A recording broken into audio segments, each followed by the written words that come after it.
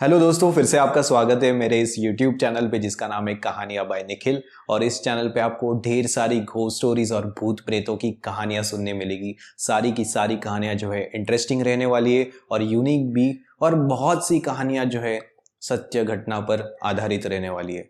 वैसे ही आज की जो कहानी है जिसका नाम है 12वीं डैम का धाबा, उसका दूसरा भाग मैं आज आपको सुनाने जा रहा हूँ। और उन दर्शकों से मैं गुजारिश करना चाहूँगा जिन्होंने पहला पार्ट नहीं देखा है, वो प्लीज़ पहला पार्ट देखिए इस कहानी का, उसके बाद सेकंड पार्ट पे आइए, क्योंकि इस वीडियो में, ये सेकंड पार्ट में कहानी के बहुत सारी चीज़ें रिवील होने वाली है जो कि आपके लिए बहुत बड़ा स्पॉइलर हो सकता है।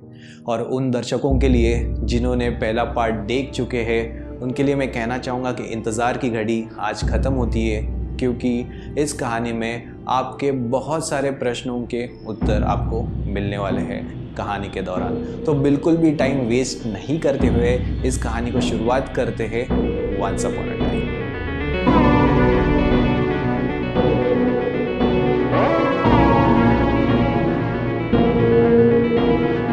तो उस शनिवार की रात को जब हमने आशीष और उसकी बाइक को गिरा पड़ा पाया रोड के बगल में, तो हम बहुत हैरान हो गए थे, क्योंकि वो बिल्कुल उसी जगह पे गिरी थी जिस जगह के बारे में हमने राजू से सुना था थोड़ी देर पहले, कि वहाँ पे एक पीपल का पेड़ है और पीछे पुराना मंदिर है जहाँ पे लगभग 2.5-3 हफ्ते से रोज़ ड्रिंक एंड ड्राइव में लोगों का एक्सीडेंट हो रहा है।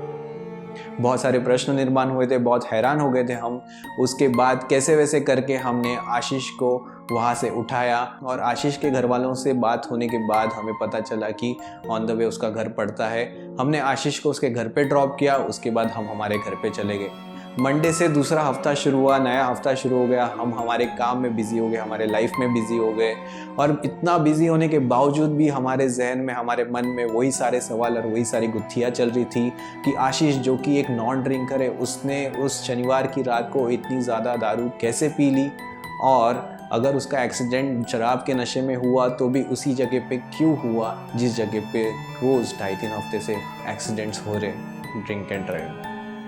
तो ये गुत्थियाँ हमसे सुलझ नहीं रही थी। बहुत सारा लॉजिक लगाने की कोशिश की, बहुत कोशिश की इस घटनाओं को समझने के लिए, पर इतने सारे कोशिश और लॉजिक लगाने के बावजूद भी हम उन घटनाओं के पीछे की सच्चाई से कोसों दूर थे। इन्हीं कश्मकश में ऐसे ही सोचते सोचते पूरा हफ्ता जो है वो गुजर जाता है।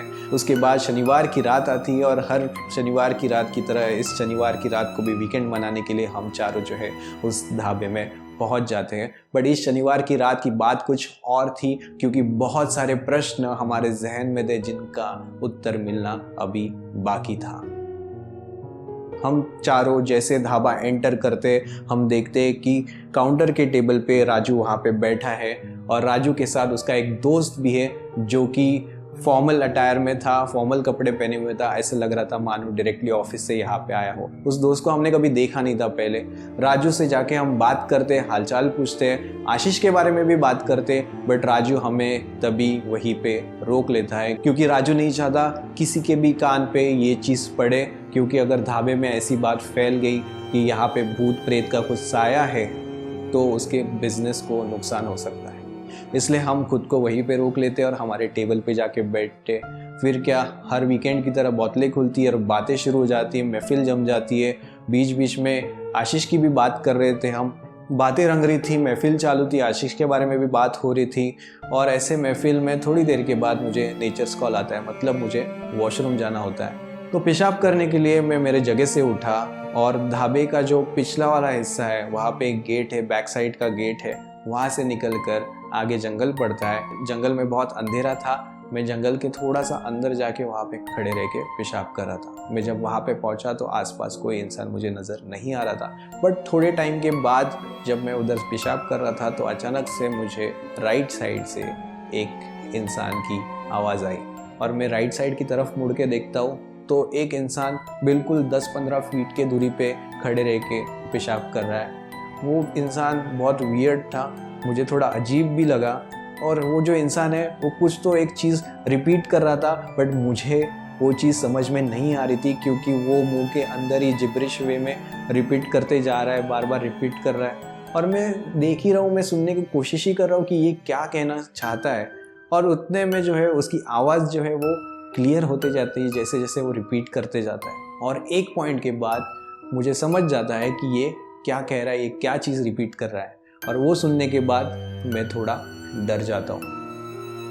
वो ये रिपीट कर रहा था दोस्तों कि मुझे और दारू चाहिए।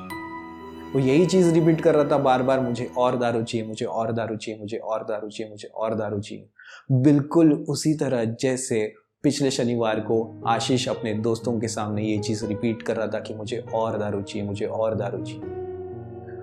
ये सुन के मैं थोड़ा सा डर जाता हूँ। अचानक वो बंदा जो है रिपीट करते करते मेरी तरफ देखता है और फिर से रिपीट करना शुरू करता है। उसके चेहरे पे एक अजीब प्यास है, जो प्यास मैंने आशीष के आंखों में लास्ट शनिवार को देखी थी। और वो रिपीट करने लगता है, मुझे और दारू चाहिए, मुझे और दारू चाहिए। ये देख के मैं बहुत ज़्यादा डर जाता हूँ। मैं फट से जिप लगा के वहाँ से डर के भाग जाता हूँ और अपनी जगह पे आके बैठता हूँ। मेरे दोस्त लोग भी मुझे पूछते कि क्या हो गया। मैं उनको ये किस्सा बताता हूँ। फिर क्या, हम चारों की नज़र जो है वो पिछले वाले गेट पे गड़ी थी ताकि उस बंदे का इंतज़ार हम कर सके। वो बंदा थोड़ी देर के बाद उस गेट से अंदर आता है। मैं मेरे दोस्तों को बताता हूँ, इसी बंदे के बारे में मैं बात कर रहा था। वो बंदा जो है अपने टेबल की तरफ चल के जा रहा है जहाँ पे उसके दोस्त लोग बैठे हैं। और हम एक चीज़ नोटिस करते हैं जिससे हम बहुत ज़्यादा हैरान रह जाते हैं, वो ये है कि वो बंदा भी बिल्कुल वैसे ही लंगड़ रहा था, उसी पैटर्न में लंगड़ रहा था जैसे आशीष पिछले शनिवार को लंगड़ रहा था। और उसका हाथ भी बिल्कुल ऐसे ही झटका दे रहा था। ये चीज़ नोटिस करने के बाद हम चारों को यकीन आ गया कि ये किसी भूत प्रेत और आत्मा का साये का ही काम हो सकता है। उसके बाद हमारी आंखें जो है उस बंदे पर टिकी रही और हम उस बंदे के बारे में ही बात कर रहे थे। वो जो बंदा है वो चल के जाता है, लंगड़ लंगड़ के जाता है, अपने दोस्तों के बीच में जाके बैठता है। और उनका जो टेबल है वो 4-5 टेबल छोड़ के है। उनकी आवाज़ जो है हम तक नहीं पहुंच पा रही थी, बट उनके बॉडी लैंग्वेज से हम समझ पा रहे थे कि वहाँ पे क्या कुछ हो रहा है। बट हम ये साफ देख पा रहे थे कि वो जो बंदा है बिल्कुल आशीष की तरह 90 के या उससे भी बड़े पेग बना रहा है। वो बंदा पेग बना रहा है, उसके दोस्त लोग उसको रोकने की कोशिश कर रहे हैं, बट वो बंदा किसी का कुछ मानने को तैयार नहीं है। वो इत्मीनान से अपना पेग पीते जा रहा है। ऐसे करते करते वो वेटर को बुलाता है, फिर से और दारू मंगाता है और पीता है। दोस्त लोग आखिर में उसके चले जाते हैं तो भी वो अकेला बैठे रहता है और दारू पीते रहता है। वेटर को बुलाता है और एक क्वार्टर मंगाता है, पीता है। ऐसे क्वार्टर पे क्वार्टर मंगाते मंगाते वो पीते पीते और लगभग 1-1.5 खंबा वो अकेले वहाँ पे बैठ के ख़त्म करता है। उसके बाद 1 बज रहे होते, पूरा ढाबा ऑलमोस्ट खाली हो चुका है। वो अकेला उस टेबल पे बैठा है और हम चारों इस टेबल पे बैठे हैं, बाकी पूरा ढाबा खाली हो चुका है। और उसके बाद वो बंदा जो है फिर से वेटर को बुलाता है और एक क्वार्टर लाने को कहता है, बट इस बार वेटर उसे साफ मना कर देता है और आगे कुछ भी ना कहते हुए वेटर जो है डायरेक्टली काउंटर की तरफ चला जाता है। ये देख के इस बंदे को बहुत ज़्यादा गुस्सा आता है। वो गुस्से में खड़ा हो जाता है और एग्रेशन में काउंटर की तरफ चला जाता है। हम जहाँ पे बैठे थे वहाँ से काउंटर दिख तो रहा था, बट काफ़ी दूर था। वो काउंटर पे जाता है, हम देख पा रहे थे उसके और राजू के बीच में कुछ आर्ग्यूमेंट हो रही है। और बाद में वो जो आर्ग्यूमेंट है वो हीटेड अप हो गई थी और दोनों के चिल्लाने का आवाज़ हमें आ रहा था। हम जैसे ही ये देखते, हम चारों हमारी जगह से उठ जाते और भागे दौड़े उस काउंटर की तरफ पहुंच जाते। बट हमारे पहुंचने से पहले वो बंदा जो है वहाँ से चल पड़ता है और हम राजू को पूछते तो राजू हमें यही बताता है कि मना करने के बावजूद भी ये बार बार दारू ही मांग रहा था। तब हम राजू को ये बताते हैं कि ये बंदा बिल्कुल वैसे ही बिहेव कर रहा है जैसे लास्ट शनिवार को, पिछले शनिवार को आशीष बिहेव कर रहा था। तब राजू उस बंदे को गौर से देखता है और एक चीज़ नोटिस करता है कि ये बिल्कुल वैसे ही लंगड़ रहा है और उसके हाथ भी वैसे ही झटके दे रहे हैं जैसे पिछले शनिवार को आशीष के हाथ झटके दे रहे थे और आशीष लंगड़ रहा था। और ये चीज़ राजू हमें कहता है। राजू का दोस्त, जिसको इस चीज़ का कॉन्टेक्स्ट शायद पता नहीं था, वो सिर्फ देखने का काम कर रहा है और शायद समझने की कोशिश कर रहा है कि ये क्या हो रहा है। वो जो बंदा था वो बाइक की तरफ पहुँचता है, अपनी बाइक शुरू करके वहाँ से निकल जाता है। निकलने के बाद फट से राजू हमें कहता है, चलो गाड़ी में बैठो, इसका पीछा करते हैं, देखते हैं क्या सीन है। जैसे ही राजू ये कहता है मैं बहुत ज़्यादा एक्साइटेड हो जाता हूँ, क्योंकि फर्स्ट थिंग ये एक चेस सीक्वेंस है जो कि मैंने सिर्फ मूवीज़ में देखा था, आज पहली बार रियल लाइफ में मैं करने जा रहा था। और सेकेंड थिंग ये है जो कि बहुत ही इंपॉर्टेंट है, वो ये है कि इतने सारे सवाल और इतनी सारी गुत्थियाँ जो पूरे हफ्ते हमारे जहन में नाच रही थी, उन सब का समाधान और सवाल शायद हमें अभी मिलने वाला है। विद इन नो टाइम हम 6 जन जो है राजू के गाड़ी में बैठ जाते। हम 4, राजू और उसका दोस्त, हम सब गाड़ी में बैठ जाते। राजू के पास फॉर्च्यूनर थी तभी। उस जंगल के नैरो रोड पे अंधेरे में फॉग था, बहुत ज़्यादा ठंड थी, विजिबिलिटी कम थी। उस नैरो रोड पे रात के 1:30-2 बजे हम उस बाइक का पीछा कर रहे। बाइक का सिर्फ टेल लाइट दिख रहा था और हम उसको पीछे से फॉलो कर रहे थे। थोड़ी देर के बाद वो बंदे ने बाइक की स्पीड बढ़ा ली और वो आगे चला गया और वो फॉग में गायब हो गया। उसके बाद हमने भी गाड़ी की स्पीड बढ़ाई जितनी हो सकती है उतनी, क्योंकि विजिबिलिटी कम थी। हम नहीं चाहते थे कि हमारा एक्सीडेंट हो यहाँ पे, और हम जितना हो सके उतना तेज़ भगाने की कोशिश करते, बट दूर दूर तक हमें वो बाइक नज़र नहीं आती। थोड़ी दूर और जाने के बाद हम देखते हैं कि वो बंदा और उसकी बाइक रोड के बगल में गिरे पड़े हो, उसका एक्सीडेंट हो चुका है। हम जैसे ही ये देखते हैं हम गाड़ी से उतर जाते हैं और हम वो चीज़ देख के हैरान हो जाते हैं, क्योंकि ये एग्जैक्टली वही जगह थी जहाँ पे आशीष का एक्सीडेंट हुआ था। वही पीपल का पेड़ और वही पुराना मंदिर पीछे। और सबसे अचंभित करने वाली बात ये थी कि बाइक बिल्कुल वही पोजीशन पे गिरी है और वो बंदा भी बिल्कुल वही पोजीशन पे गिरा है जैसे पिछले टाइम आशीष का एक्सीडेंट हुआ था। पिछले टाइम की गुत्थी अभी तक सुलझी नहीं थी कि ये टाइम और एक नई वैसी ही गुत्थी मिल गई हमें। वो बंदा बिल्कुल भी होश में नहीं था, बहुत ज़्यादा दारू के नशे में था। उसको कैसे वैसे हमने उठाया और राजू के गाड़ी में रख दिया। वो गाड़ी में सो रहा था और हम गाड़ी के बाहर बोनेट के यहाँ पे खड़े रहकर यही डिस्कस कर रहे थे कि यहाँ पे एक्सीडेंट्स कैसे और क्यों हो रहे हैं। बहुत सारे सवाल जवाब और ग्रुप डिस्कशन चल रहा था।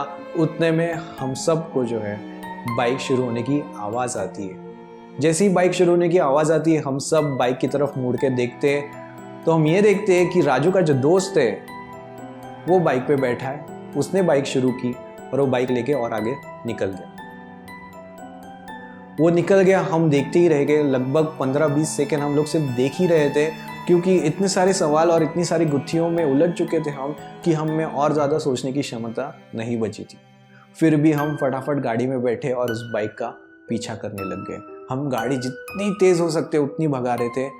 उस फॉग में विजिबिलिटी भले ही कम थी, बट हम जितनी तेज़ हो सकते उतनी भगा रहे थे। बट फिर भी दूर दूर तक हमें वो बाइक नज़र नहीं आ रही थी। तो भी हमने सोचा कि थोड़ा सा और दूर जाके देखते हैं। और दूर जाने के बाद 12वीं डैम आता है और 12वीं डैम के बराबर आगे एक ब्रिज है जिसके नीचे से एक बहुत बड़ी नदी बहती है। वो ब्रिज के बराबर बीचों बीच राजू का दोस्त बाइक पे बैठा पाया गया।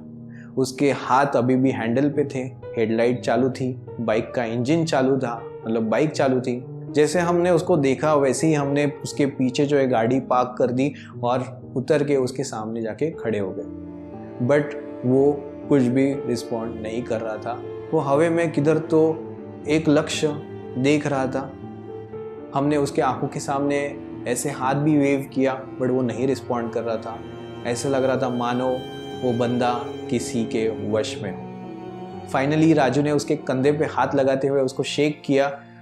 वो होश में आने के बाद हम सबको देखने लग गया।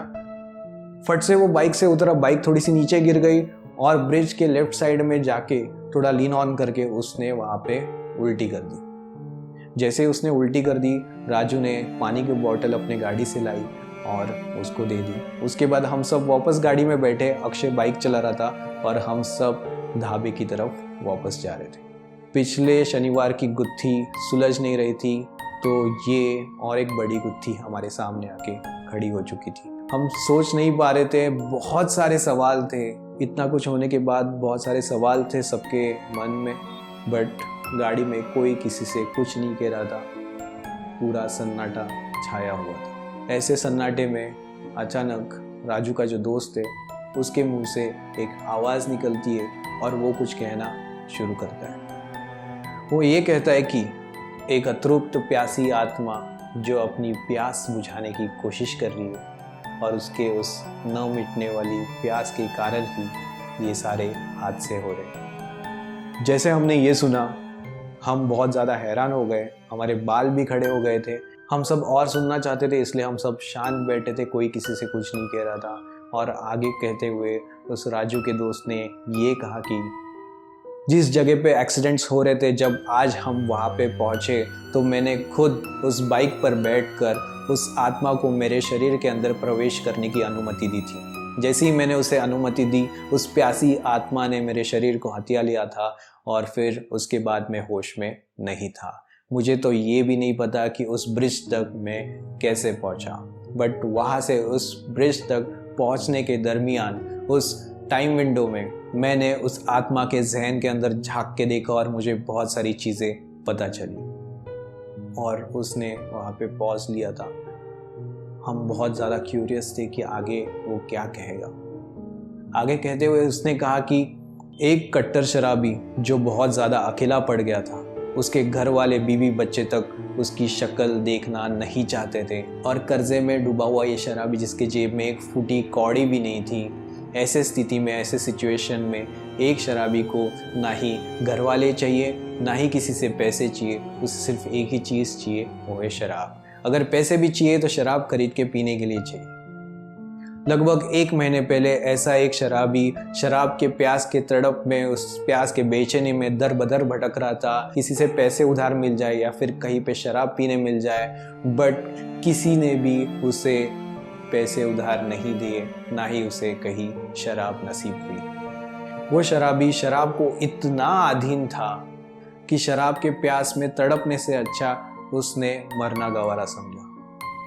और उस वक्त, उस रात को उसने उसी ब्रिज के यहाँ पे बाइक के साथ उस नदी में कूद के अपनी जान दे दी। ये कहने के बाद राजू का जो दोस्त है वो रुक गया। हम सब शांत थे। बहुत सारे सवालों का जवाब हमें मिल चुका था। फिर भी मेरे मन में एक सवाल था जो कि मैंने उससे बेझिझक होकर पूछा। वो ये था कि अगर उस बंदे का एक्सीडेंट, यानी कि अगर उस बंदे ने आत्महत्या उस ब्रिज पे की थी, तो सारे एक्सीडेंट्स उस पीपल के पेड़ के यहाँ पे क्यों हो रहे? उसका जवाब देते हुए उस बंदे ने कहा कि संसार में जैसे भगवान है वैसे शैतान भी है। जहाँ पे भगवान की शक्ति कार्य करती वहाँ शैतानी शक्ति टांग लड़ाने आ जाती है, और जहाँ पे शैतानी शक्ति कार्य करती है वहाँ पे दिव्य शक्ति जो है बचाने आ जाती है, संतुलन रखने आ जाती है। जब वो शैतानी प्यासी आत्मा अपनी शराब की प्यास बुझाने के लिए शराब पीते हुए लोगों के अंदर घुसकर अपनी प्यास बुझाने की कोशिश करती थी, तो उसकी प्यास बुझती नहीं थी। इतनी सारी शराब पीने के बावजूद भी उसकी प्यास नहीं बुझती थी, बल्कि उसकी प्यास बढ़ते जाती थी।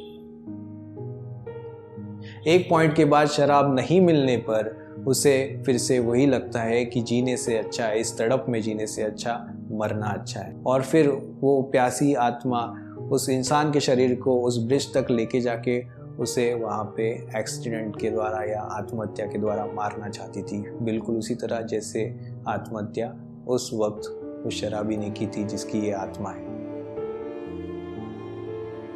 बट रास्ते में एक पुराना मंदिर पड़ता है जहाँ की दिव्य शक्ति ने उस शैतानी शक्ति को वहाँ पे रोका। इसका मतलब यही है कि जितने भी सारे एक्सीडेंट्स हुए, जितने भी सारे हादसे हुए, वो विक्टिम्स और वो इंसानों को हानि पहुंचाने के लिए नहीं, बल्कि एक बड़ी अनहोनी से बचाने के लिए था। ये सब सुन के हम हैरान हो जाते हैं। ऐसा लगता है सारे सवालों के जवाब मिल गए हमें। बट फिर भी राजू के मन में एक सवाल था, वो ये था कि उस बंदे को, मतलब राजू के दोस्त को इतना सब कुछ इसके बारे में कैसे जानकारी। उसके बाद राजू जो कि ढाबे का ओनर है, वो हमें उस बंदे से इंट्रोड्यूस कराता है। वो ये कहता है कि जिस बाबा के बारे में वो लास्ट शनिवार को बात कर रहा था वो यही है। मतलब राजू का दोस्त जो फॉर्मल्स में था वो एक बाबा है। ये सुन के हम फिर से हैरान हो जाते हैं, शौक पे शौक बैठ रहे हैं हमें। बट उसकी बातें जो थी, जो एक्सप्लेनेशन उसने दिया था, इट वॉज मेकिंग सेंस और हमें उस पर पूरा यकीन था, और वो एक्चुअल में एक बाबा था। दोस्तों, पहले पार्ट में हमने इन घटनाओं के बारे में देखा कि रोज़ लगभग 2.5-3 हफ्ते से रोज़ लोगों का एक्सीडेंट ड्रिंक एंड ड्राइव में उसी पीपल पेड़ के बगल में हो रहा है, जिसके पीछे एक पुराना मंदिर है। और आशीष जो कि नॉन ड्रिंक करता, उसने इतना ज़्यादा दारू पी लिया था, हम यही सोच रहे थे कि कैसे, और बाद में उसका नशे में एक्सीडेंट हो गया। बट वो भी एक्सीडेंट बिल्कुल उसी जगह पे जहाँ पे सारे एक्सीडेंट्स हो रहे। ये हमने पहले भाग में जाना था।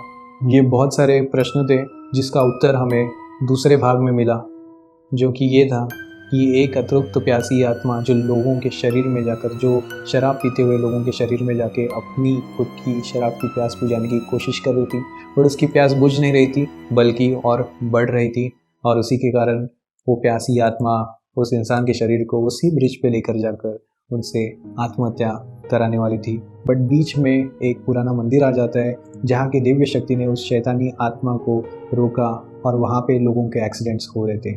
वो इसलिए नहीं था कि लोगों को हानि पहुँचाया जाए, बल्कि इसलिए था क्योंकि वो लोग बड़ी अनहोनी से बच जाए, मतलब मौत से बच जाए।